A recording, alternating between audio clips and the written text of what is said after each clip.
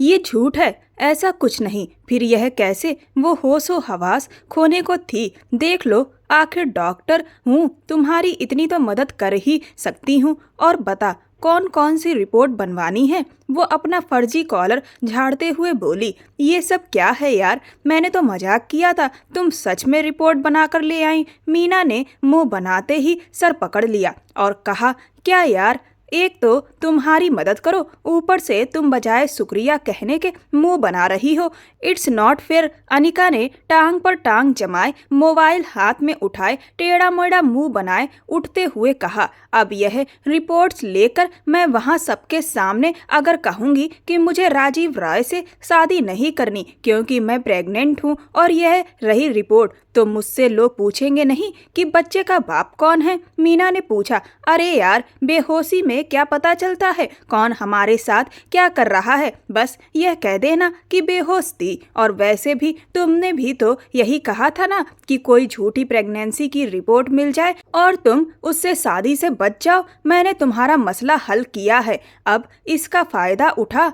वो पास पड़ा dry fruit मुंह में डालते हुए उसकी बात को हवा में उड़ाती बोली, वो तो ऐसे ही मेरे मुंह से निकल गया था, मैं कौन सा सच में ऐसा करने वाली थी। और अनिका, तुम भी हद करती हो यार, इन रिपोर्ट्स को फाड़ दो, जला दो, कुछ भी करो, लेकिन कहीं गायब करो इनको। यह तो मेरे किरदार पर ही बात आ रही है। मैं बेवकूफ़ हूँ, मुझसे बड़ी पागल और बेवकूफ़ तुम हो। मीना की बात पर अनिका का दिमाग झट से घूम गया। वो अपनी जगह से उठी और मीना को सख्त घूर कर देखा। ओ हेलो, मुझे कोई शौक नहीं है पड़ोसी के फसाद में टांग अड़ाने का, सिर्फ तुम्हारी मोहब्बत में यह सब करी हूँ, वरना मैं क्यों करती? अचानक से अक्षय रॉय की आवाज पर वो दोनों चौंक गए थे। अनिका की सांस ही हलक में अटक गई। आंखें फेरते ही एक नजर मीना पर पड़ी, जिसकी अपनी रूह जैसे कैद हो गई थी। कुछ पूछ रहा हूँ मैं, क्या बात है? अक्षय के चेहरे पर गुस्सा साफ झलक रहा था। उन दोनों से एक साथ टकराव हुआ? कुछ भी तो नहीं, ऐसे ही बातें कर रहे थे। अनिका ने मुस्कुराकर कहते हुए नॉर्मल अंदाज अपनाया। यह क्या? अचानक अक्षय की निगाह उस लिफाफे पर जा ठहरी। अनिका ने कनखियों से लिफाफे को देखा और फिर मीना को, और एकदम हरकत में आती अक्षय के आगे खड़ी हो गई और उसके हाथ पकड़ लिए। इसे छोड़ो, वो उसकी डिग्री है, अब मुझ पर ध्यान दो। क्यों ना मीना और राजीव रॉय की शादी के साथ हम अपनी भी शादी कर लें। वो आज पहली बार इस तरह उसके करीब आई थी, उसके हाथ पकड़कर उसे अपने और पास किया, जबकि मीना बहुत आराम से वो लिफाफा उठाए वहां से ऐसे गायब हो गई जैसे गधे के सिर से सींग। अक्षय ने गुस्से से अनिका के हाथ अपने बाजू से हटा दिए। भले ही उनकी सगाई हो चुकी थी, लेकिन अभी शादी नहीं हुई थी, और जितना वो एक शर्मीला और संजीदा इंसान था, सामने खड़ी लड़की उतनी ही फ्रैंक साबित हो रही थी। जब से डॉक्टर बनी थी तब से लगातार ऊटपटांग हरकतें कर रही थी। अपनी हद में रहो, वरना। वो अपना गुस्सा दबाते हुए बोला। अनिका ने कनखियों से पीछे देखा तो मीना वहां से सुरक्षित निकल गई थी। दिल ही दिल में उसने शुक्र अदा किया कि बच गई, वरना अच्छे से कौन जान छुड़ाता, और जो सजा मिलती वो अलग दर्जे की होती। बेकार हो चुकी हो तुम, और ऊपर से सफाई भी दे रही हो। अच्छे और गुस्से में बोला। उफ, ऐसा भी क्या कर दिया मैंने? आप मेरे होने वाले पति हैं, अगर थोड़ा सा करीब हो गई तो इसमें क्या? अनिका ने रोते हुए कहा। बकवास बंद करो अपनी, और यूं बीच लिविंग रूम में खड़े होकर ये सब करते शर्म नहीं आई? कोई देख लेता तो क्या सोचता? अक्षय ने दांत भींच कर कहा। क्या सोचता? यही ना कि पति और पत्नी एक दूसरे के करीब हैं। अनिका बोली। पत्नी नहीं हो तुम मेरी अभी। अक्षय की आवाज कांपी। ये सुनकर अनिका की आंखें नम हो गईं। सीधा सीधा कह दो कि मेरी शकल ही नहीं देखनी आपको। तभी अनिका ने अपनी बकवास शुरू की तो अक्षय का गुस्सा और बढ़ गया। उसने अनिका का हाथ सख्ती से पकड़ लिया कि उसे लगा उसका हाथ टूट जाएगा। खबरदार, अगर किसी ने मेरे ऊपर कीचड़ उछाला तो मुझसे बुरा कोई नहीं होगा। उसका गुस्सा मुश्किल से काबू में था। अनिका का चेहरा लाल हो गया, आंखों के कोनों में पानी भर आया। आप सब मर्दों का एक ही फंडा है, जब मुंह से जवाब नहीं बन पाता तो हाथापाई शुरू कर देते हो। ये मैंने आज पहली और आखिरी बार बर्दाश्त किया है। अनिका की आवाज कांप रही थी, लेकिन उसमें दर्द भी था। मुझे आम लड़कियों जैसी समझने की गलती मत कीजिएगा मिस्टर अक्षय रॉय, वरना ईंट का जवाब पत्थर से देना मुझे अच्छे से आता है। उसने अपने जज्बात एक तरफ रखकर पूरी शिद्दत से कहा, हालांकि लहजा थोड़ा लड़खड़ा गया था। तुम पर अपना वक्त बर्बाद करने का शौक नहीं है मुझे। अक्षय ने फिर उसकी तौहीन करते हुए मुंह मोड़ लिया। अनिका का दिल दुखा, लेकिन उसने ठंडे स्वर में कहा, किस्मत है आपकी कि आपके नसीबों में यही बर्बाद करने वाली लड़की आई है। वो बैग उठाकर सीढ़ियां चढ़ती अपने कमरे की तरफ बढ़ी। दरवाजा बंद करके उसने बैग दूर फेंक दिया, गले से दुपट्टा उतार कर उछाला और बिस्तर पर गिरते ही फूट फूट कर रो पड़ी। तकिए को दबोचे वो बुरी तरह से रो रही थी। उसके माँ बाप नहीं थे। विदेश जाते समय जहाज क्रैश में उनकी मौत हो गई थी और उस दिन से उसने खुद को हमेशा अकेला समझा। वह रविंद्र रॉय के दोस्त की पोती थी। रविंद्र रॉय का अपने दोस्त से बहुत लगाव था। जब दोस्त के परिवार के साथ हादसा हुआ और उनकी पोती अकेली रह गई, कोई भी देखने वाला नहीं था, तो रविंद्र रॉय उसे रॉय पैलेस में ले आए और तब से वह यहीं रह रही है। दादाजी उससे बेहद लगाव रखते थे। ताऊ और ताई भी चाहते थे, लेकिन अक्षय उससे नफरत करता था और वजह वो बचपन की सगाई थी जो दादाजी ने दोनों के बीच करवाई थी, ऐसा अनिका को लगता था। इत्तेफाक से एक दिन आकांक्षा घर आई। उस दिन अक्षय की तबीयत ठीक नहीं थी और उसने ऑफिस से कोई फाइल मंगवाई थी, जिसे लेकर आकांक्षा घर तक पहुंची। उससे बात करने का अंदाज अक्षय का इतना नरम था कि अनिका हैरान रह गई और जिस तरह आकांक्षा उसे प्यार भरी नजरों से देखती रही, अनिका का जी जल उठा। वो जानती थी कि अक्षय उसे पसंद नहीं करता, लेकिन उसकी आंखों में नफरत की बाढ़ आज पहली बार साफ दिखी थी। अनिका उसे दिल से चाहती थी, लेकिन अपनी इज्जत उसे मोहब्बत से भी ज्यादा प्यारी थी। इसीलिए उसने ठान लिया कि सुबह होते ही दादाजी से साफ साफ बात करेगी। उसने अपनी फाइल में वो रिपोर्ट छुपा रखी थी, मगर ये नहीं जानती थी कि जिस घर में वो रह रही है वहाँ उसका दुश्मन भी मौजूद है। उसकी दोस्त मीना की बुआ की बेटी जो मीना की शादी अटेंड करने आई थी, उसने अनिका और मीना की सारी बातें सुन ली थी और अब वो चाले चलने लगी, क्योंकि उसका दिल राजीव रॉय पर आया हुआ था। सगाई में उसने राजीव को देखा और उसे पसंद करने लगी। उसे हर हाल में राजीव चाहिए था। अब वो किसी तरह वो रिपोर्ट हासिल करना चाहती थी ताकि शादी के वक्त उनका इस्तेमाल करके मीना को रास्ते से हटा खुद दुल्हन बन सके। उसे लगता था कि अगर बारात बिना दुल्हन लौट गई तो इज्जत का सवाल बन जाएगा। इस साजिश में उसने अपनी माँ सुनीता को भी शामिल कर लिया था। अब देखना ये था कि उसकी चाल कितनी कामयाब होती है। घर में मेहंदी का फंक्शन था, मेहंदी चल रही थी, लेकिन बाकी सारे फंक्शन हॉल में रखे गए थे। म्यूजिक तेज था, शोर शराबा इतना कि कानों पर पड़ने वाली आवाज भी सुनाई नहीं दे रही थी। लेकिन मीना का दिल शादी करने को बिल्कुल नहीं था। उसे पढ़ाई करनी थी, क्योंकि उसकी पढ़ाई अधूरी रह गई थी। उसकी उम्र करीब 22 साल थी और अनिका MBBS पूरा कर चुकी थी, जॉब कर रही थी। मीना की जिंदगी में एक हादसा हुआ था। रोड एक्सीडेंट में उसकी टांग टूट गई थी और उस वजह से उसके 2 साल पढ़ाई के बेकार हो गए थे, लेकिन कोई उसकी मजबूरी समझने को तैयार नहीं था। वो अपनी पढ़ाई दोबारा जारी करना चाहती थी, लेकिन उसकी शादी का ढोल पीटा जाने लगा।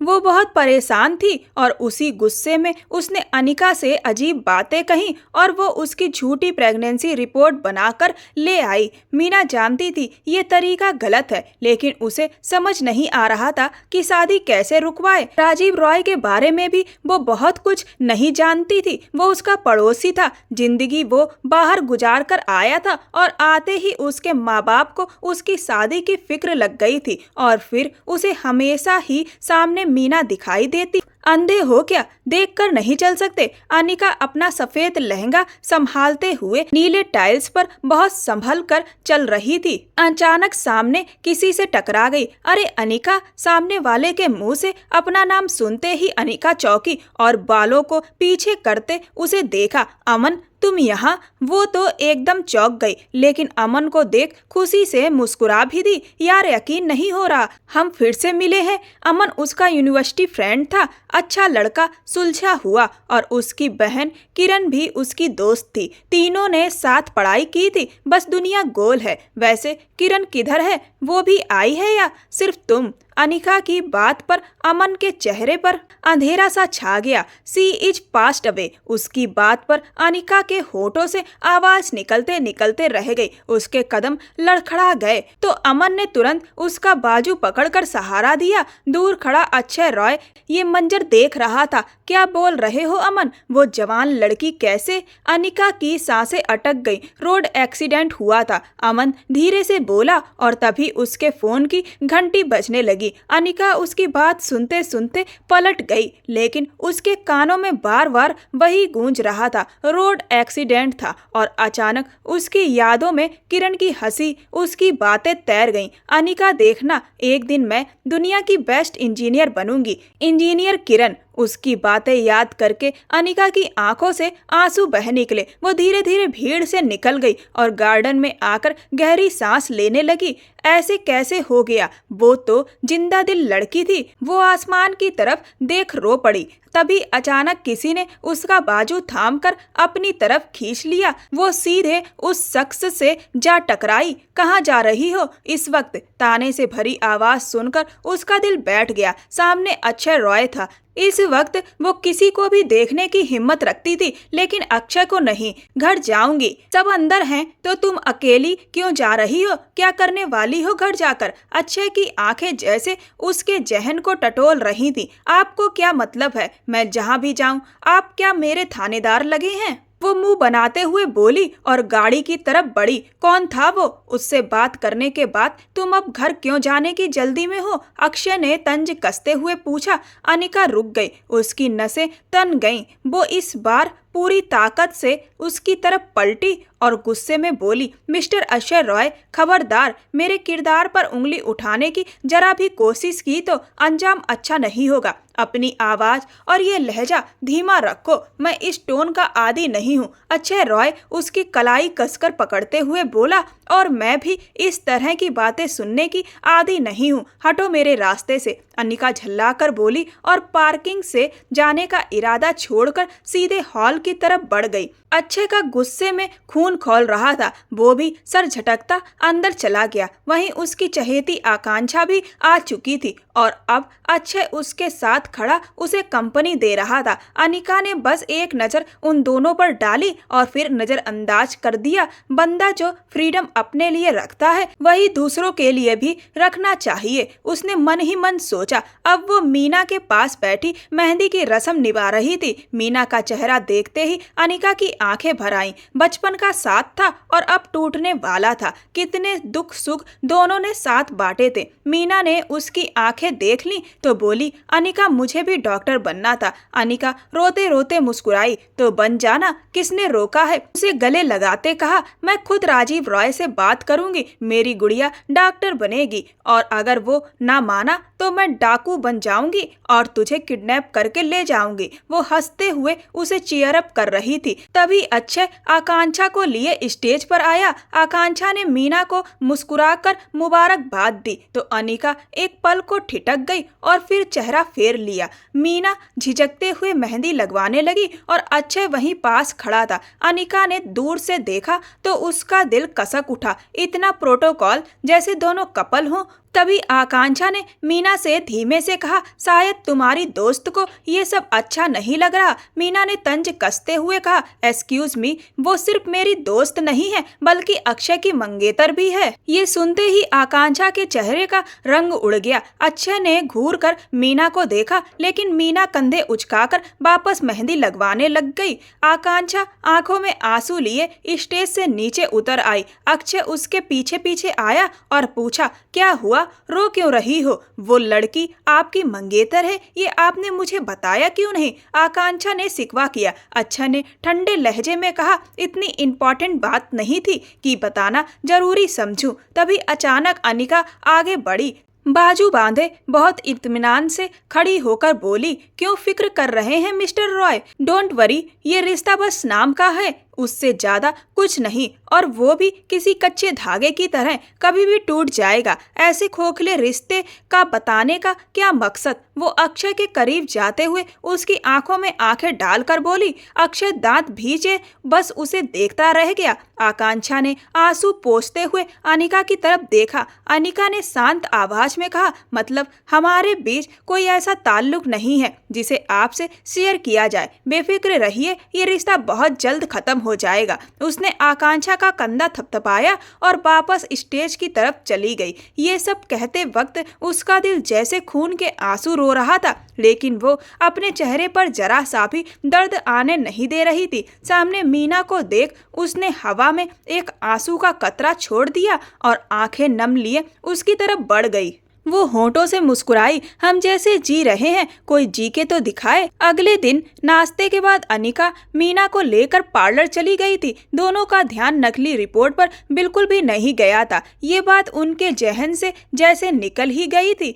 लेकिन कोई तीसरा था जो अब बहुत बड़ी आग लगाने वाला था। मीना पूरी तरह तैयार हो चुकी थी और अनिका भी। मीना ने गहरे लाल रंग का कीमती लहंगा पहना था और अनिका ने आसमानी नीले रंग की ड्रेस। दोनों ही सच में खूबसूरती की मलिका लग रही थी। अनिका, भाई को फोन तो कर दो ना, कब से बाहर इंतजार कर रहे हैं। मीना ने कहा, मैंने किया था, काट दिया, तुम करो, शायद उठा ले। अनिका ने हंसकर कहा, मगर अंदर से उसके दिल में दर्द की टीस उठ रही थी। तभी मीना की कॉल लगी और उसने तुरंत पलक झपकते उठाई। भैया, आप कब से बाहर इंतजार कर रहे हो, चलो चलें। कॉल बंद करते ही वो उठी। रुको 1 मिनट। अनिका ने शॉल उठाकर पहले मीना के चेहरे पर उड़ाई और फिर खुद भी दूसरी शॉल लपेट ली। मीना का हाथ थामे वो बाहर निकली तो सामने अक्षय रॉय खड़ा देखा। आसमानी रंग के सूट में वो बेहद स्मार्ट लग रहा था। दोनों के कपड़ों का रंग मिल जाना शायद इत्तेफाक था, मगर देखने वालों को और भी सोचने पर मजबूर कर देता। अक्षय ने अपनी बहन को गाड़ी की पिछली सीट पर बिठाया। अनिका भी दूसरी तरफ से मीना के पास बैठने लगी। तभी अक्षय की आवाज आई, आगे बैठो। उसे यकीन नहीं हुआ, लेकिन अक्षय एकटक खड़ा गुस्से से माथे पर बल डाले देख रहा था। अनिका बिना कुछ कहे खामोशी से सीट पर आकर बैठ गई। अक्षय ने गाड़ी आगे बढ़ा दी। शादी हॉल पहुंचते ही गहमा गहमी थी। एक तरफ से बारात एंट्री कर रही थी तो दूसरी तरफ से अक्षय की गाड़ी आ गई। बैंड बाजे के साथ बाराती ढोल नगाड़े पर नाच रहे थे। ये नजारा देखकर अनिका के चेहरे पर मुस्कान आ गई। अक्षय ने बहुत सावधानी से गाड़ी हॉल के गेट के पास रोकी। मीना उतरने लगी तो अक्षय ने कहा, शॉल ठीक से ढक लो और मैं आता हूँ। ये कहकर वो मीना को संभालते हुए अंदर ले गया। वहाँ मौजूद लड़कियां उस पर टूट पड़ी और थोड़ी देर बाद वो वापस लौटा। अनिका की तरफ का दरवाजा खोलकर उसने हाथ बढ़ाया। अनिका धड़कते दिल से उसे देखने लगी, कहीं ये नशे में तो नहीं है। उसके मन में ख्याल आया, मगर तुरंत खुद को झिड़का। उसने अक्षय का हाथ थामा और बाहर निकली। अक्षय ने उसे बहुत एहतियात से हॉल के गेट तक पहुंचाया। उस लम्हे अनिका को अजीब सा सुकून महसूस हुआ। उसने जरा गर्दन घुमाकर उस खूबसूरत मर्द को देखा जो उसका होकर भी उसका नहीं था। फिर सिर झटकती हुई वो अंदर चली गई। कुछ ही देर में शादी की रस्म शुरू होने वाली थी। तभी अचानक महिलाओं की तरफ से आवाज आई, रुकिए। सबकी नजरें घूम गईं। वहाँ कुसुम रॉय खड़ी थी। उन्होंने इशारे से सबको रोक दिया। मुकेश जी, इधर आइए, मुझे आपसे जरूरी बात करनी है। सब दंग रह गए। मुकेश रॉय उठकर अपनी पत्नी के पास चले गए। अक्षय ने सवालिया नजरों से अपने दादा रविंद्र रॉय की तरफ देखा जो चुपचाप बैठे थे। दूसरी तरफ मुकेश रॉय का भी यही हाल था। अचानक ये सब क्या हो गया? कुसुम जी ने एक लिफाफा उनकी तरफ बढ़ा दिया। सारी बात उन्होंने ध्यान से सुनाई। मुकेश रॉय गुस्से में भरे वापस आए। ये शादी नहीं हो सकती। उनके अचानक इस फैसले पर सब हैरान रह गए। उस वक्त वो सब लोग एक कमरे में थे जो औरतों और मर्दों के बीच का था और जहां सिर्फ घर के लोग मौजूद थे। लेकिन क्यों? ऐसा क्या हो गया अचानक जो आप ये फैसला ले रहे हैं? अरविंद रॉय ने सख्त लहजे में पूछा। मुझसे पूछने की बजाय ये रिपोर्ट पढ़िए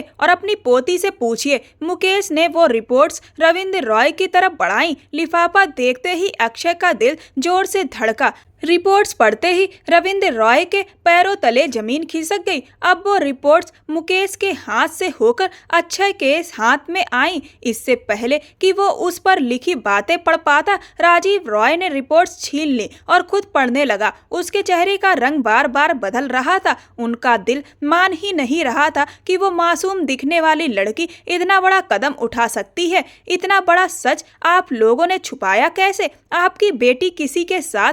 मुकेश रॉय गुस्से से बोले। मुकेश साहब, ये सब झूठ है, ऐसा कुछ नहीं है। रविंद्र रॉय का दिल जैसे किसी ने मसल दिया था। हमारी पोती ऐसी गिरी हुई हरकत नहीं कर सकती। तो क्या ये रिपोर्ट्स झूठी हैं जिसमें साफ साफ लिखा है कि आपकी पोती पेट से है? बिन माँ बाप के बच्चों को यही संस्कार हैं? मुकेश रॉय बोलते हुए शर्म से सिर झुका गए। रविंद्र जी ने गुस्से में कहा कि उन्होंने अपने बच्चों को कभी भी माँ बाप की कमी महसूस नहीं होने दी और पूरे संस्कार दिए हैं। मीना और अक्षय के माँ बाप भी अब इस दुनिया में मौजूद नहीं थे। उन्हें भी रविंद्र रॉय जी ने ही पाला था और अक्षय के ताऊ ताई ने उनकी परवरिश की थी। रविंद्र जी का गुस्सा देख मुकेश रॉय वहीं एक तरफ बैठ गए। अक्षय ने रिपोर्ट अपने हाथ में ली। तभी राजीव रॉय आगे आए। ये शादी होगी। उनकी इस बात पर सबकी नजरें उनकी तरफ उठी। मुकेश रॉय ने हैरान होकर अपने बेटे को देखा। क्या बोल रहे हो तुम राजीव?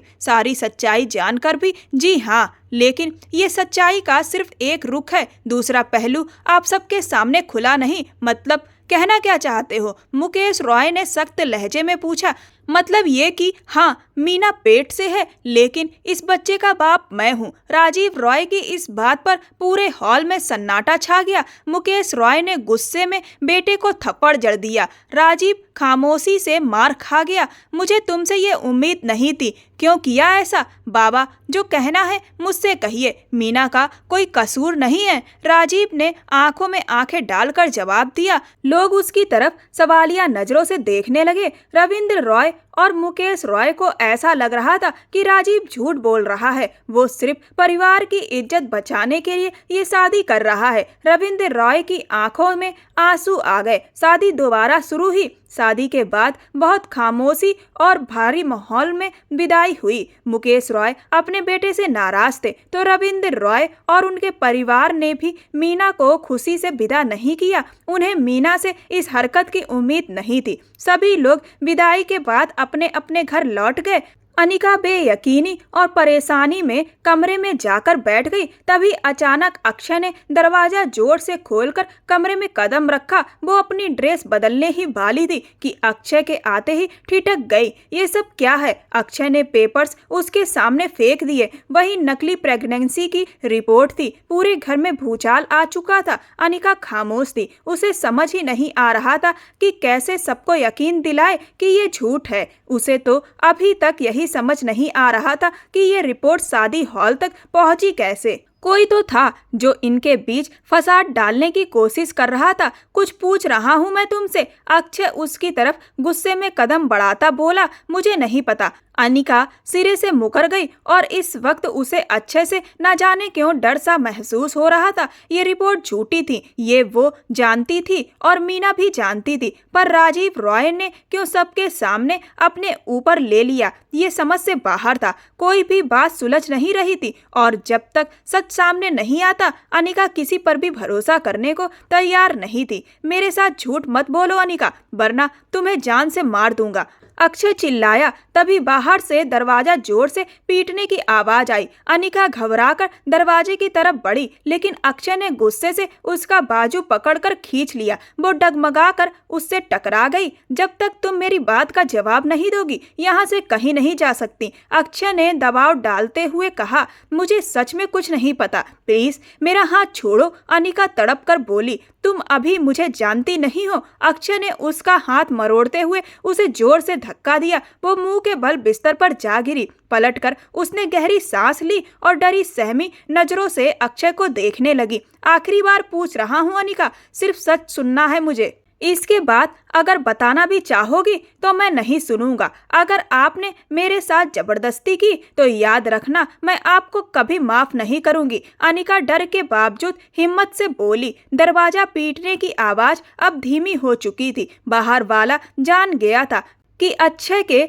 जिद्दी स्वभाव के आगे कोई कुछ नहीं कर सकता। अक्षय के पेश किए हुए सबूतों ने सबको यही यकीन दिला दिया था कि गलती अनिका की है। घर वाले उससे सवाल करना चाहते थे, लेकिन अक्षय ने किसी को मौका ही नहीं दिया और अब सीधा उससे जवाब मांगने आ गया था। दूर हटो मुझसे, वरना। अनिका चिल्लाई। अक्षय गुस्से में पागल हो चुका था। तुम्हारी वजह से मेरी बहन की जिंदगी बर्बाद होते होते बची है। अक्षय ने अनिका का हाथ पकड़ा और उसे जोर से धक्का दिया, जिससे वह पास में रखे फ्लावर पॉट से टकराई और उसके हाथ में जख्म हो गया। अक्षय, क्या कर रहे हो? अनिका चिल्लाई। उसे अक्षय से इतनी सख्ती और बेरहमी की उम्मीद नहीं थी। अनिका रो पड़ी। आप मुझे चोट पहुंचा रहे हैं, और जो तुमने मुझे पहुंचाई उसका क्या? उस रिपोर्ट पर तुम्हारा नाम लिखा है, तुम्हारे हस्ताक्षर हैं, और तुम कह रही हो तुम्हें नहीं पता। अक्षय की आंखों में आग थी। उसका झूठ कैसे पकड़ा गया, ये अनिका खुद भी नहीं समझ पाई। रिपोर्ट पर उसी अस्पताल की मोहर थी और उसके साइन भी थे। उसने मजबूरी में आंखें झुका ली। अब कुछ नहीं हो सकता, ये उसकी गलती थी और अब उसे सिर्फ सजा मिलनी थी। वो सख्त लहजे में बोली, हाँ, ये मैंने बनाई थी झूठी रिपोर्ट। अब अगर जान से मारना चाहते हो तो मार दो। उसके इस निडर कबूलनामे ने अक्षय को हैरान कर दिया। कितने धड़ल्ले से उसने अपना जुर्म स्वीकार किया था। अक्षय गुस्से को काबू करने की कोशिश करता गहरी सांस लेने लगा और झटके से उसे खड़ा कर दिया। अक्षय की निगाहें जैसे उसके आर पार देख रही थी। अक्षय उसे घसीटते हुए बाथरूम में ले गया और ठंडे शॉवर के नीचे खड़ा कर दिया। बर्फ जैसे ठंडे पानी के नीचे खड़ी अनिका कांपने लगी। हिचकियों से उसकी सांसें अटक रही थीं। अक्षय की आवाज गूंजी, तुमने जो किया उसकी सजा बहुत बुरी होगी। डॉक्टर बनने का तुम्हारा ख्वाब मैं अब चकनाचूर कर दूंगा। तुम्हारा करियर शुरू होने से पहले ही खत्म कर दूंगा। देखना कैसे इस रिपोर्ट का मुद्दा बनाकर तुम्हारा लाइसेंस रद्द करवाऊंगा, ताकि दोबारा कभी किसी लड़की पर झूठा दाग न लगा सको। आप ऐसा कुछ नहीं करेंगे अक्षय। अनिका ने उसका कॉलर पकड़ लिया। उसकी आंखों से आंसू बह निकले। आप चाहें तो मेरी जान ले लें, लेकिन मेरे करियर को बर्बाद मत कीजिए। मेरी सारी जिंदगी की मेहनत, मेरे सपने सब उसी पर टंगे हैं। कहते कहते वो सिसक पड़ी। अक्षय के चेहरे पर एक खतरनाक मुस्कान फैल गई, जैसे अब तो वो यही करेगा। उसने झटके से उसका हाथ छुड़वाया और बाहर निकलने लगा था। अनिका के सर में तेज दर्द उठा और वो तड़प उठी। क्यों किया ये सब? बोलो, अक्षय चिल्लाया। क्या कमी थी तुम्हें? दादाजी ने अच्छा खिलाया पिलाया, पढ़ाया लिखाया, और तुमने इसी घर की इज्जत दांव पर लगा दी। उसके चीखते सवालों से अनिका की रूह कांप उठी। वो जानती थी कि अब वो खुद तो फंस चुकी है, लेकिन मीना को नहीं फंसा सकती। अगर मीना का नाम लेती तो कोई भी यकीन नहीं करता और उसे ही कटघरे में खड़ा कर दिया जाता। इसीलिए उसने सब इल्जाम खुद पर ले लिया। मैंने सिर्फ एक शरारत की थी। मुझे नहीं पता था कि ये इतना बड़ा रूप ले लेगी। प्लीज ऐसा मत कीजिए, अनिका रोते हुए बोली। शरारत? अक्षय बुरी तरह भड़क गया। अक्षय झटके से पीछे हटा और चिल्लाया, एक बात कान खोलकर सुन लो। सुबह होते ही तुम सबके सामने अपनी करतूत मानोगी और मेरी बहन मीना को इस झूठ से बाहर निकालोगी। इसके बाद तुम्हारा इस घर में कोई वजूद नहीं रहेगा। तुम जैसी लड़की के साथ मैं रिश्ता भी नहीं रखना चाहता। उसकी चीख पर अनिका सहम गई और दीवार से सटकर खड़ी हो गई। अक्षय बाहर निकल गया। अनिका फर्श पर बैठ गई। उसने अपना चेहरा घुटनों में छुपा लिया और फूट फूट कर रोने लगी। I hate you Akshay, I hate you. वो खुद से बुदबुदा रही थी। उसे अपने ही वजूद से नफरत हो रही थी। उधर रात बहुत देर से राजीव रॉय कमरे में आया। बाहर मौजूद सब लोगों को वो सफाइयां देता देता थक चुका था कि कैसे मीना के बच्चे का बाप वो है। उसने झूठा किस्सा सुनाया कि एक दिन वो यूनिवर्सिटी में काम से गया था तो उसकी मुलाकात मीना से हुई। फिर बारिश में दोनों साथ फंस गए और मजबूरी में कुछ घंटे उन्होंने होटल में साथ गुजारे। उसकी कहानी पर कोई यकीन करने को तैयार नहीं था, लेकिन वो बार बार पूरे विश्वास से यही दोहराता रहा। आखिरकार वो अपने कमरे में आया। मीना वहाँ सोफे पर बैठी थी, आंखें लाल, हाथों की उंगलियां मरोड़ते हुए। जाने कब से रो रही थी। उसे पता था कि अब राजीव उसे सजा देगा और तलाक के कागज थमा देगा। राजीव बिना उस पर नजर डाले अलमारी की तरफ बढ़ा, कपड़े उठाए और बाथरूम में चला गया। मीना की बेचैनी और बढ़ गई। मीना गहरी सांस भरते खुद को हिम्मत देती रही। उसने सोच लिया था कि अब राजीव रॉय को सच बता ही देगी। तभी बाथरूम से वो बाहर आया। उसकी रौबदार शख्सियत को देखकर मीना की सारी हिम्मत जैसे जवाब दे गई। कपड़े बदल लो, इतनी देर इस हालत में बैठना ठीक नहीं। राजीव ने तौलिया से अपने बाल सुखाते हुए आईने में एक नज़र उसे देखा और बेड की तरफ बढ़कर बैठ गया। मोबाइल उठाकर स्क्रीन पर नजरें गड़ाए रहा, जैसे मीना का अस्तित्व ही ना हो। उसका यूं इग्नोर करना मीना को भीतर तक चुभ रहा था। वो जानती थी कि जितना दर्द उसे है उतना ही राजीव को भी है। कोई और होता तो बिना शादी के ही बारात वापस ले जाता, लेकिन इस शख्स ने न सिर्फ शादी को बल्कि विदा कर घर भी लाया। उसके ताने सुने और सारे इल्जाम खुद पर सह लिए। मीना अचानक उसके पैरों में गिर पड़ी। राजीव चौंक उठा। ये क्या कर रही हो? उठो, पैर छोड़ो, मैं बहुत बुरी हूँ, प्लीज मुझे माफ कर दीजिए, मैंने कुछ नहीं किया। वो हिचकियों के बीच अपनी सफाई दे रही थी। राजीव ने गहरी नजर से उसकी तरफ देखा। जानता हूँ। मीना हैरानी से उसका चेहरा देखने लगी। आपको कैसे पता? उसने उसे बाजू से पकड़कर पास बिठा लिया। अपने कान और आंखें खुली रखना सीखो। मीना ने आंसू पोंछे ही थे कि राजीव ने उसे रोकते हुए कहा, वो रिपोर्ट झूठी थी, ये सब मैं जानता हूँ। तो फिर आपने सबके सामने क्यों कहा कि बच्चा आपका है? उसकी आंखें फटी की फटी रह गईं। तो और क्या करता? राजीव का लहजा ठंडा था। उस वक्त मुझे यही सही लगा। मेरे पास ना सबूत था, ना समय और ना किसी का भरोसा। अगर मैं कहता कि रिपोर्ट झूठी है तो क्या होता? कोई मानता? क्या मैं सच कह रहा हूँ? सब कुछ बिखर जाता। और सच कहूँ तो मुझे पता था तुम्हें शादी से बचने का बहाना चाहिए था। वो बहाना तुम्हें मिल भी रहा था। मीना की आंखों से आंसू बह निकले। राजीव की बातें उसके दिल पर हथौड़े की तरह गिर रही थी। इतनी बड़ी बेवकूफ़ी कैसे कर सकती हो मीना? अपनी इज्जत दांव पर लगाकर पूरे परिवार को शर्मिंदा करा के उसकी आवाज़ भारी होती गई। मीना सहमी सी पूछ बैठी, आप ये सब कैसे जानते हैं?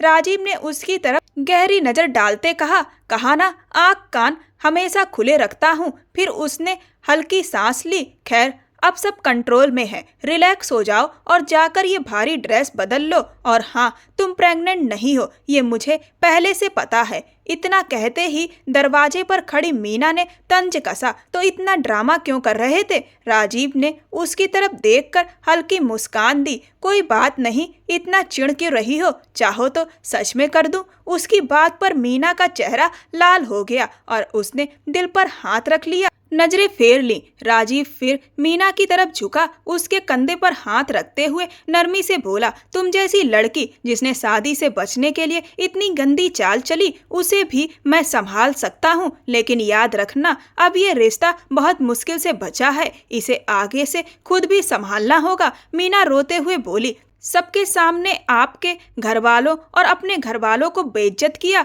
और आप उसी लड़की को अपनाना चाहते हैं। राजीव ने उसका चेहरा अपनी तरफ मोड़ते हुए बड़े नरम लहजे में कहा, क्योंकि मैं जानता हूँ इसमें तुम्हारी बेवकूफ़ी है, गलती नहीं। मीना ने आंसू पोंछते हुए हल्का सा मुक्का उसके मारा। मतलब आप सब जानते थे और मैं इतनी देर से जान निकाले बैठी थी। राजीव मुस्कुराया और उसे अपने गले से लगा लिया। तुम्हारी ये बेवकूफ़ी माफ करने लायक तो नहीं है मीना। वो थोड़ा संजीदा हो गया।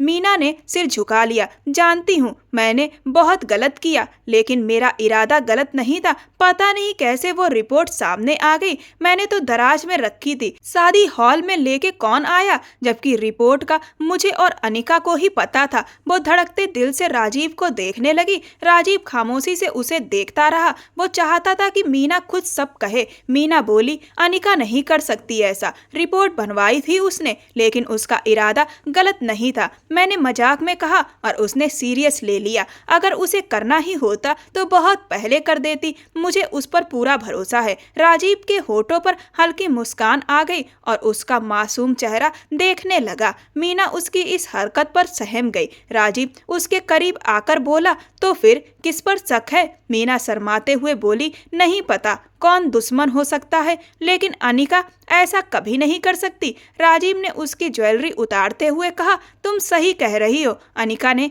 ऐसा कुछ नहीं किया। मीना घबराई, आप ये क्या कर रहे हैं? राजीव हंसा, क्या अच्छा नहीं लग रहा? तो रहने देते हैं। वो पीछे हटने लगा। मीना ने उसका हाथ थाम लिया। नहीं, मेरा मतलब वो नहीं था। राजीव ने उसे प्यार से देखा, डरो मत, रिलैक्स हो जाओ, फिर बात करते हैं। इतना कहकर वो उठ खड़ा हुआ। मीना गहरी सांस भरती रह गई। आपको मुझ पर गुस्सा नहीं आ रहा? मीना उसके पास जाकर बोली।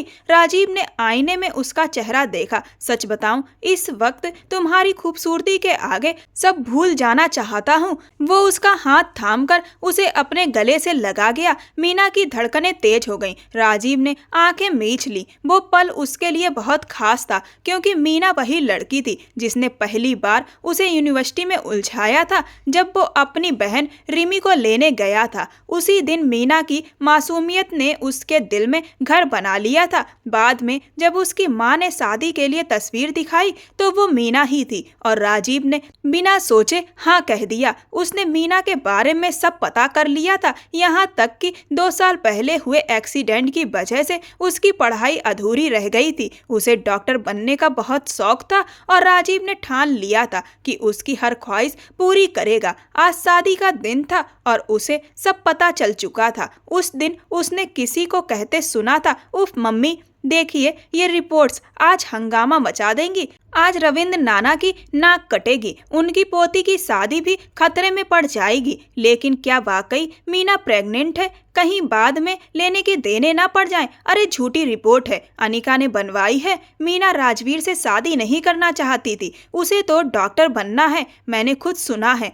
अब आप मेरे दिमाग पर शक मत करिए। चलिए इसे किसी ऐसे आदमी को दे देते हैं जो मीना की सास तक ये रिपोर्ट पहुंचा दे। आगे का काम तो वो खुद देख लेंगी। यही वो बातें थी जो सुनकर राजीव ने सोचा था कि इन रिपोर्ट को झुटला दे, लेकिन क्योंकि रिपोर्ट अनिका ने बनवाई थी और मीना ही कहीं खुद कबूल ना कर ले, उसने प्लान भी अपनाया और सब झेल लिया। आज मीना उसकी थी, उसकी पत्नी के रूप में। राजीव उसे अपने गले से लगाए आंखें बंद किए खामोश खड़ा था। तभी मीना बोली, आप मुझसे मोहब्बत करते हैं? राजीव ने उसकी आंखों में झांक कर कहा, अगर मोहब्बत ना होती तो सजा देता। शायद ये ही मोहब्बत है कि मैं सब सह गया। और उसने उसके सर पर हाथ फेरा। मीना की आंखें नम हो गईं। आप बहुत बड़े दिल के इंसान हैं। मेरी जगह अगर अनिका ने ये किया होता तो मेरे भाई होते तो शायद उसे कभी माफ ना करते। वो बहुत गुस्से वाले हैं। सच में? राजीव चौंका। हाँ, तो फिर तो थोड़ा झमेला है, राजीव ने माथा सहलाते हुए कहा और मीना की तरफ देखने लगा। मीना का दिल दहल गया। क्या हुआ? उन रिपोर्ट्स पर आपकी होने वाली भाभी के हॉस्पिटल की मोहर थी, जिसे देखकर अक्षय भैया बहुत गुस्से में आ गए थे। राजीव की बात सुनते ही मीना का ब्लड प्रेशर लो होने लगा। उसके चेहरे का रंग पल में सफेद पड़ गया। नहीं, अब इतनी बुरी उम्मीद नहीं है। अक्षय भैया गुस्सा तो होंगे, लेकिन इतना बड़ा कदम नहीं उठा सकते। राजीव ने मीना को अपने पास बिठाते हुए कहा, इस वक्त तुम सिर्फ मुझ पर ध्यान दो। ये वक्त सिर्फ मेरा है और मुझे चाहिए। उसने मीना को करीब कर लिया। मीना की सांसें तेज हो गईं, उसका गला सूख गया। राजीव ने पास रखा रिमोट उठाकर लाइट्स डिम कर दी तो मीना ने आंखें कसकर बंद कर ली। राजीव मुस्कुराया और वो दोनों उस रात एक हो गए। सुबह का सूरज निकला तो अनिका अपने दुखते सर और सूजी हुई आंखों के साथ बाहर आई। रात भर वो रोती रही थी।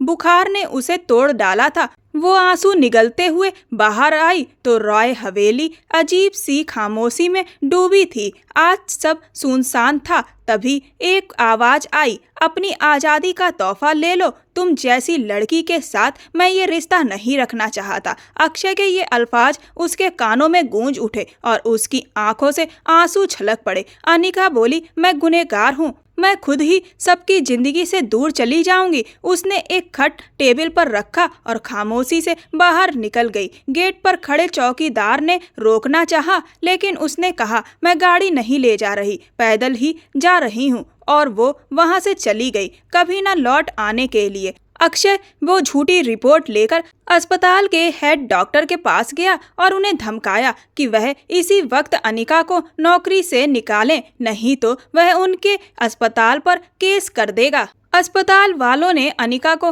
नौकरी से निकाल दिया और अब अनिका कहाँ है किसी को कुछ नहीं पता। 2 साल बाद अनिका तेज कदमों से भागते हुए अस्पताल के इमरजेंसी एरिया में पहुंची। गले में स्टेथोस्कोप लटकाए उसने ऊंची आवाज में पूछा, क्या मामला है, इतना शोर क्यों है? एक जूनियर डॉक्टर बोला, मैम पुलिस केस है, फैमिली मेंबर को गोली लगी है, हालत नाजुक है, हम तुरंत इलाज शुरू करना चाहते हैं बिना पुलिस को खबर किए। अनिका के कदम ठिठक गए। सामने खड़ी हस्तियों को देखकर उसका दिल डूब गया। उसकी आंखों से आंसू बह निकले। मीना, वो बुदबुदाई। मीना उसे देखते ही भागी और गले लग गई। फूट फूट कर रो पड़ी। उसके कपड़ों पर खून के धब्बे थे। अनिका के हाथ कांपने लगे। मीना हाँफते हुए बोली, अनिका भैया को बचा लो प्लीज। अनिका ने गहरी सांस ली और मुश्किल से नजर उठाई। सामने बेहोश पड़ा इंसान कोई और नहीं बल्कि अक्षय रॉय था। उसके सीने से खून बह रहा था।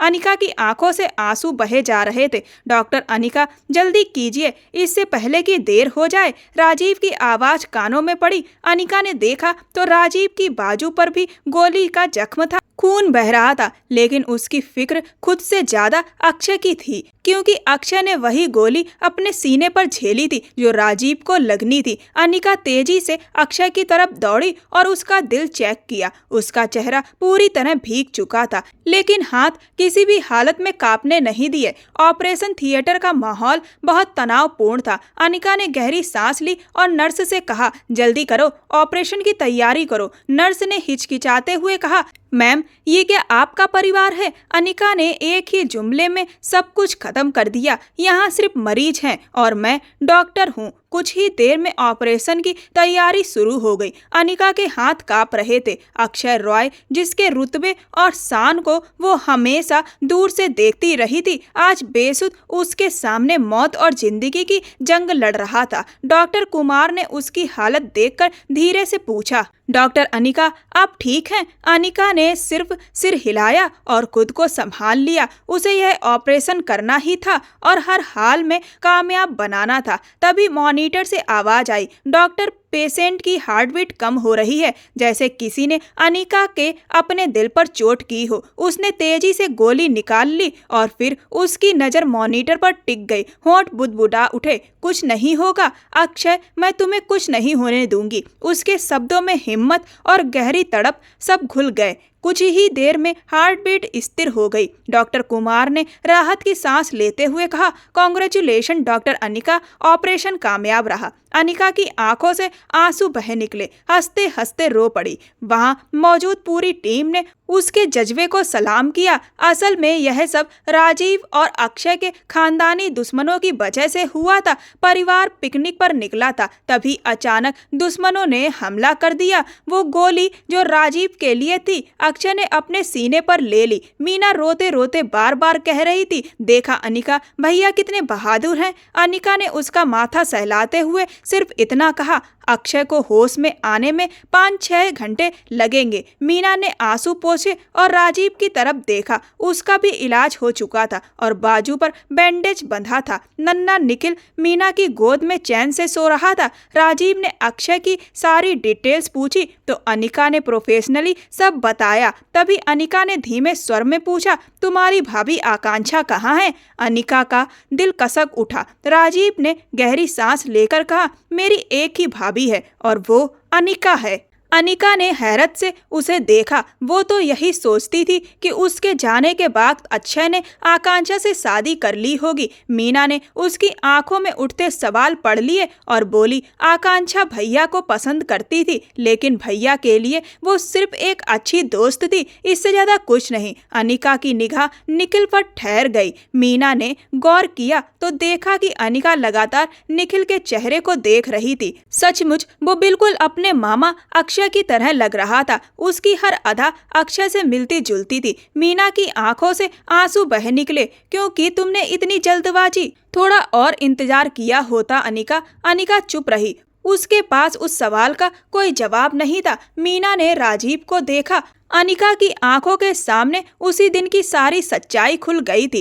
राजीव ने समझाते हुए सब बता दिया। अनिका ने भारी आवाज में कहा, वो रिपोर्ट मैंने बनाई थी और ये सच्चाई है, लेकिन इंसान की नीयत पहले देखी जाती है। आप दोनों की नीयत खराब नहीं थी, बस कुछ लोगों ने इसका फायदा उठाया। अब इन सब बातों का कोई मतलब नहीं है। एक्सक्यूज मी, ये कहकर वो कमरे से बाहर निकल गई। मीना ने राजीव से कहा, अनिका बहुत बदल गई है ना राजीव, सब ठीक हो जाएगा, आप चिंता मत करें, मैंने सिक्योरिटी का इंतजाम करवा दिया है। और जहाँ तक इंदर चौहान की बात है, इसे ये दुश्मनी बहुत महंगी पड़ेगी। राजीव दांत पीसते हुए बोला तो मीना ने उसके कंधे पर सिर रखते हुए धीरे से कहा, प्लीज राजीव, ऐसा मत कीजिए, ये दुश्मनी खत्म कीजिए, मुझे बस आप चाहिए। राजीव ने उसकी बात मानते हुए सिर हिला दिया। 6 घंटे बाद अक्षय को होश आया। उसके कमरे में रविंद्र रॉय भी मौजूद थे। अक्षय ने आंखें खोली तो सबसे पहले दादाजी को देखा, जिनकी आंखों में आंसू रुक ही नहीं रहे थे। अक्षय की हालत पहले से बेहतर थी, मगर पूरी तरह होश में नहीं था। उसे 48 घंटे तक इमरजेंसी में रखा गया और हर जांच की गई। बाद में उसे प्राइवेट रूम में शिफ्ट किया गया। पुलिस इंस्पेक्टर भी वहां आया था, लेकिन राजीव ने अपने असर से मामला दबा दिया। 2 दिन तक अक्षय पर कड़ी निगरानी रखी गई। अनिका सिर्फ उसी वक्त आती जब वो सो रहा होता। उसने पूरे परिवार से मुलाकात की। सबने उसे बहुत प्यार और इज्जत दी, लेकिन जिस इंसान की चाहत अक्षय को थी, वही उसे सामने नहीं दिख रही थी। हर रोज अनिका चुपके से आती, उसकी हालत देखकर चुपचाप लौट जाती। अक्षय भी दवाइयों के असर में महसूस करता कि कोई अपना उसके पास है, पर आंखें नहीं खोल पाता। 1 हफ्ते बाद अक्षय की तबीयत काफी ठीक हो गई। वो उठ बैठ सकता था और सामान्य बातें भी कर रहा था। परिवार उसे स्वस्थ होते देख खुश था। उसी दिन डिस्चार्ज होना था, मगर अक्षय का मन नहीं था। वो जान चुका था कि अनिका उसके कमरे में चुपके से आती है। उसकी ये आदत अक्षय के दिल में अजीब सी गुदगुदी और बेचैनी पैदा कर रही थी। क्या सोच रहे हो बेटा, चलना नहीं है क्या? रविंद्र जी ने मुस्कुराकर कहा। अक्षय ने जैसे उनकी बात अनसुनी कर दी और पास खड़े वार्ड बॉय से पूछ बैठा, एक्सक्यूज मी, डॉक्टर अनिका का कैबिन किस तरफ है? उसकी आंखों में एक अलग चमक थी। रविंद्र जी सब समझ गए और मन ही मन मुस्कुराने लगे। दरवाजा खुला और अक्षय छड़ी टेकते टेकते डॉक्टर अनिका के कैबिन में दाखिल हुआ। अनिका ने हैरत से उसकी तरफ देखा। उसे लगा था अक्षय डिस्चार्ज होकर जा चुका होगा, पर सामने खड़ा उसका वही जिद्दी और पागलपन से भरा अक्षय था। पर वो तो अनिका के कैबिन में आ गया था। अनिका घबराई हालत में अपनी जगह से उठ खड़ी हुई। अक्षय उसकी तरफ बढ़ते हुए बोला, मैं तो जालिम था, लेकिन तुम तो नहीं थी। फिर इतना पत्थर कैसे कर लिया दिल, कैसे कर लिया खुद को मुझसे इतना दूर? अनिका ने नम आंखों से उसे देखा, जो दर्द और गर्व दोनों से गुजर रहा था। अक्षय उसके करीब आया तो वो वापस चेयर पर बैठ गई। अक्षय ने चेयर के दोनों बाजुओं पर हाथ रखा तो अनिका का दिल जोर से धड़क उठा। उसके स्टिचेस अभी पूरी तरह भरे नहीं थे और वो इस पर भी खुद को रोक नहीं पा रहा था। अक्षय ने उसका हाथ पकड़कर अपने दिल पर रख दिया। अनिका ने हाथ छुड़ाना चाहा, मगर उसने कसकर थाम लिया। क्यों 2 साल से मुझसे दूर हो? इतनी बड़ी सजा तो मैंने भी खुद को नहीं दी जितनी तुम देती चली गई। अक्षय की आंखें सीधे उसकी आंखों में झांक रही थी। अनिका की आंखों से आंसू ढलक कर गालों पर बह निकले। अक्षय, मेरी बात सुनो। वो फूट पड़ा। मुझे तुम पर भरोसा था, यकीन था कि मेरी अनिका कुछ भी करे, लेकिन मेरा मान कभी नहीं तोड़ेगी। पर उस दिन मेरा भरोसा टूटा। मैं बिखर गया था। जब इंसान किसी पर आंख बंद कर भरोसा करता है और वही उसे धोखा दे, तो वो अंदर से मर जाता है। अनिका रोते हुए बोली, तुमने मुझ पर भरोसा किया ही कब था? सीधे मुंह बात तक तो कभी की नहीं। मैंने तुम्हारा भरोसा नहीं तोड़ा अक्षय, जानता हूँ, लेकिन वो रिपोर्ट्स तुम्हारे नाम से थीं, उसी ने मुझे तोड़ दिया था। उसकी आवाज कांप रही थी। फिर धीरे से बोला, आई एम सॉरी। गुस्से में अनिका बोली, गुस्से में, जिद में तुमने मुझे ठंडे सावर के नीचे घंटों खड़ा रखा, मुझे चोट दी। ये देखो, यहाँ अब भी निशान है। अनिका ने कांपते हुए कहा, ये तो भर गया है अक्षय, लेकिन जो जख्म रूह पर लगते हैं ना, वो जिंदगी भर नहीं भरते। उसकी आंखें फिर भर आईं। अक्षय ने दोनों हाथों से उसका चेहरा थाम लिया। क्या मुझे माफ कर सकती हो? अनिका रोती रही। उसने तो उसी दिन उसे माफ कर दिया था जब ऑपरेशन थिएटर में देखा था, लेकिन अनिका ने अक्षय से कहा कि वह अब उसके साथ नहीं रह सकती, क्योंकि रिश्ता सिर्फ साथ रहने से नहीं बल्कि प्यार के साथ साथ रिश्ते में इज्जत और सम्मान होना भी बहुत जरूरी है। और मैंने तुम्हारी नजरों में अपने लिए ना तो कभी प्यार देखा और ना ही कभी सम्मान देखा। तुमने मुझे एक बार नहीं बल्कि कई बार बेइज्जत किया, और उस दिन जिस दिन तुमने रिपोर्ट देखी, उस दिन तो तुमने अपनी हदें ही पार कर दी थी। मैं वह दिन कभी भूल नहीं पाई। तुमने मुझे मेरी नौकरी से निकलवा दिया, वह नौकरी जो मेरा सपना थी। तुम्हें पता है कि दोबारा नौकरी ढूंढने में मुझे कितनी मुश्किलों का सामना करना पड़ा, तब जाकर मुझे इस अस्पताल में दोबारा नौकरी मिली। प्यार तो मैं तुमसे आज भी करती हूँ, लेकिन अपना आत्मसम्मान मार कर मैं कोई भी रिश्ता शुरू नहीं करना चाहती। अक्षय फटी फटी आंखों से उसे देख रहा था। प्यार क्या होता है यह तुम राजीव से सीखो। अगर राजीव भी तुम्हारे जैसा होता तो तुम्हारी बहन को कभी भी नहीं अपनाता, लेकिन वह सच में उससे प्यार करता था, इसीलिए वह उसकी ढाल बना। उसकी आंखों से आंसू बह निकले और वह अस्पताल से घर वापस लौट आया। अब हर रोज अक्षय अफसोस में जी रहा था। 2 सालों में उसे अनिका की जो कमी महसूस हुई, उसमें उसे अपनी गलतियों का एहसास हुआ और अनिका की वैल्यू पता चली। उसे समझ आया जब वह आकांक्षा से बात कर सकता था, दोस्ती रख सकता था, तो अगर अनिका किसी से बात करती, किसी से दोस्ती रखती, तो उसमें कोई बुराई नहीं है। स्वतंत्रता तो सभी का बराबर का अधिकार है। और जो रिपोर्ट वाली बात थी, तो उसका आइडिया तो उसकी ही बहन ने दिया था। तब अनिका ने वह रिपोर्ट बनवाई थी अपनी दोस्त का साथ देने के लिए, और उसने पूरा सच जाने बगैर ही अनिका के साथ गलत व्यवहार किया। जबकि वही राजीव जो मीना से प्यार करता था, उसने कितनी शिद्दत से सारे सवाल जो मीना पर उठने वाले थे उन्हें अपने ऊपर ले लिया और रिश्ते को मजबूती से निभाया। जो मीना राजीव से शादी नहीं करना चाहती थी, वह राजीव के आगे झुक गई और उसके प्यार में अपना दिल हार बैठी, क्योंकि उस इंसान ने उसकी इज्जत को अपनी इज्जत समझा और उसे प्यार से स्वीकार किया। जबकि अक्षय अफसोस में पल पल मर रहा था, क्योंकि उसने कभी भी अनिका को सम्मान और प्यार नहीं दिया, लेकिन वह अब चाहता है कि अनिका उसकी जिंदगी में आ जाए। अनिका एक आत्मसम्मान से भरी लड़की है जो कि डॉक्टर है, और उसके लिए अपना आत्मसम्मान बहुत महत्वपूर्ण है और ऐसा होना भी चाहिए। अक्षय ने तय किया कि वह अनिका को मनाएगा और उसके आगे अगर खुद को मिटाना पड़े तो मिटा भी देगा। जैसे ही अक्षय की तबीयत में सुधार हुआ, वह रोज अनिका के अस्पताल के बाहर जाकर खड़ा होने लगा। अनिका जब घर जाने के लिए निकलती तो वह अक्षय को वहां खड़ा हुआ देखती। कई बार अपने ऑफिस की खिड़की से भी नोटिस करती। अक्षय पूरे पूरे दिन खड़ा रहता। कई महीने इसी तरीके से बीत गए। एक दिन अनिका ने खुद ही अक्षय के पास जाकर कहा कि तुम यहाँ क्यों आते हो, मैंने तुम्हें मना किया है ना। अक्षय बोला कि अनिका, गलती मैंने की है तो उस गलती की सजा भी मैं भुगतूंगा, और मैं यहाँ अपनी सजा भुगतने आता हूँ। तुम मेरे साथ नहीं रह सकती तो पर कम से कम मैं तुम्हें देख तो सकता हूँ। अब अनिका को अक्षय की आंखों में अपने लिए प्यार साफ साफ दिखाई देता था, लेकिन अनिका ने खुद को मजबूत कर रखा था। अनिका वहां से चली गई। कई महीने इसी तरीके से बीत गए, पर अक्षय ने अस्पताल के बाहर आना बंद नहीं किया, और वह रोज अनिका के लिए एक सॉरी कार्ड भेजता था, जिसमें वह खुद अपने हाथों से एक माफी भरा मैसेज लिखता था। वह कहता था कि अनिका, तुम मुझे माफ कर दो, मैं तुम्हें जीवन में कभी भी शिकायत का मौका नहीं दूंगा, अपनी पलकों पर बिठा कर रखूंगा। कहते हैं कि अगर लोगों को उनकी गलती का एहसास हो जाए तो फिर उनकी सजा कुछ कम कर देनी चाहिए। क्या तुम मेरी सजा को कुछ कम नहीं कर सकती? मेरे साथ रहकर भी तुम मुझे सजा दे सकती हो। तुम चाहो तो मैं तुम्हारा गुलाम बनकर रहूंगा। तुम जितनी बार चाहोगी मैं उतनी बार माफी मांगूंगा।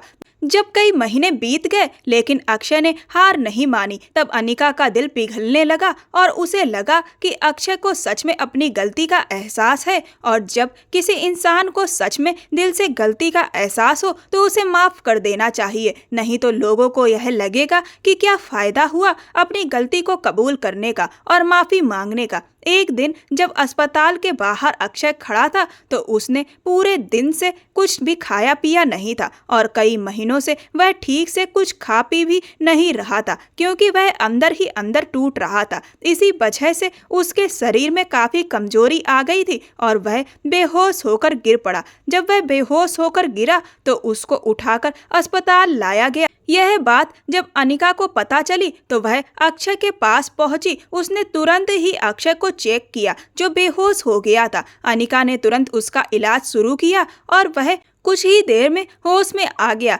क्योंकि शारीरिक कमजोरी की वजह से उसे चक्कर आया था और वह धूप में भी खड़ा रहता था। अक्षय ने जब अनिका को देखा तो वह घुटनों के बल अनिका के सामने कान पकड़कर बैठ गया और बोला कि अनिका, तुम बताओ तो मैं भरी सड़क पर तुमसे माफी मांग सकता हूँ। तुम बताओ तो इस पूरे अस्पताल में सबके सामने मैं सर झुकाकर अपनी गलती मानने को तैयार हूँ। तुम बस मुझे एक बार माफ कर दो। अनिका ने कहा, अच्छा तो तुम ऐसा कर सकते हो कि तुम भरी सड़क पर मुझसे माफी मांग सकते हो? अक्षय ने कहा, हाँ। तो अनिका ने कहा, तो फिर चलो मांगो माफी। अनिका ने उसका हाथ पकड़ा और खींचते हुए उसे अस्पताल से बाहर सड़क पर ले आई और बोली कि अब मांगो माफी, सबके सामने मांगो माफी। अक्षय पहले तो सकपकाया, लेकिन फिर उसे एहसास हुआ कि जो गलती उसने की है उसके लिए यह तो एक बहुत ही छोटी सजा है। वह सड़क पर ही अनिका के सामने घुटनों पर बैठने लगा,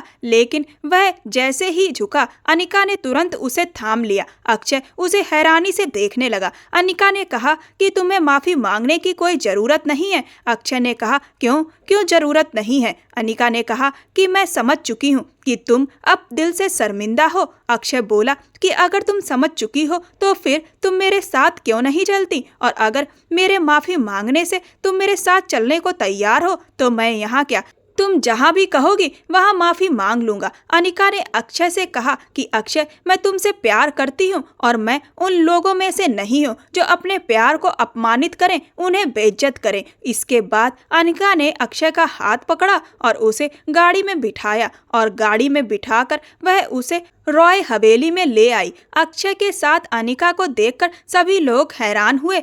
दादा रविंद्र तो उन्हें साथ में देखकर बहुत खुश हो गए। अनिका दादाजी के पास गई और उसने कहा, दादाजी जल्द से जल्द आप मेरी और अक्षय की शादी की तारीख निकलवा दें। ये सुनते ही अक्षय काफी ज्यादा चौंक गया और उसके चेहरे पर बहुत महीनों बाद मुस्कान नजर आई। अनिका ने अक्षय की आंखों में देखते हुए कहा कि अक्षय, मैं तुम्हें माफ करती हूँ, लेकिन मुझे उम्मीद है कि तुम यह गलती फिर नहीं दोहराओगे, और अगर तुमने यह गलती फिर से दोहराई तो फिर मैं तुम्हें दोबारा कभी माफ नहीं करूंगी और हमेशा के लिए मैं तुम्हें छोड़कर चली जाऊंगी। अक्षय ने अनिका का हाथ पकड़ा और अपनी जेब से अंगूठी निकालकर उसकी उंगली में पहना दी और बोला कि देखना अनिका, आने वाले समय में तुम्हें गर्व होगा मुझ पर और अपनी किस्मत पर भी कि तुम्हें मुझ जैसा पति मिला है। घर में सभी लोग मुस्कुराने लगे। उसके बाद कुछ ही दिनों में अक्षय और अनिका की शादी हो गई, जिससे राजीव और मीना भी बहुत खुश हुए।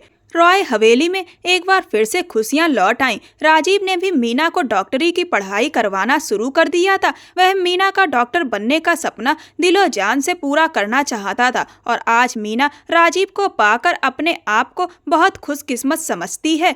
आज अनिका की शादी को हुए 1 साल हो गया है और अनिका अक्षय के साथ बहुत खुश है। अक्षय अब उसे प्यार और इज्जत दोनों के साथ रखता है। दोस्तों, कभी कभी लोग कोई इंसान आसानी से मिल जाए तो उसकी वैल्यू नहीं समझते, लेकिन जब वह इंसान हाथ से निकल जाता है तब उन्हें पता चलता है कि वह कितना महत्वपूर्ण है। और किसी भी रिश्ते के लिए झुकना एक हद तक ही ठीक होता है। जिस रिश्ते में ना प्यार हो ना सम्मान हो, उस रिश्ते में ठहरना सिर्फ बेवकूफ़ी के अलावा और कुछ नहीं होता। हर इंसान के लिए उसका सम्मान मायने रखता है। अपने साथी को प्यार और इज्जत से रखें और रिश्ते की कदर समझें, और अगर रिश्ते में प्यार और इज्जत नहीं है तो उस रिश्ते को ढूंढने के बजाय अलग हो जाना ही बेहतर है। कभी भी पूरा सच जाने बगैर किसी पर इल्जाम ना लगाएं और गुस्से में अपना संयम बना कर रखें। कई बार गुस्से में इंसान कुछ ऐसी चीजें कर बैठता है जिससे उसे बहुत बड़ा नुकसान उठाना पड़ सकता है। आपको यह कहानी कैसी लगी मुझे कमेंट सेक्शन में कमेंट करके जरूर बताएं। मेरे चैनल को सब्सक्राइब कर वीडियो को लाइक कर दें, मेरे वीडियो को हाइप दें। ये कहानी पूर्णतः काल्पनिक है। ऐसी और भी रोमांचक कहानियों को सुनने के लिए मेरे चैनल के साथ बने रहें। धन्यवाद।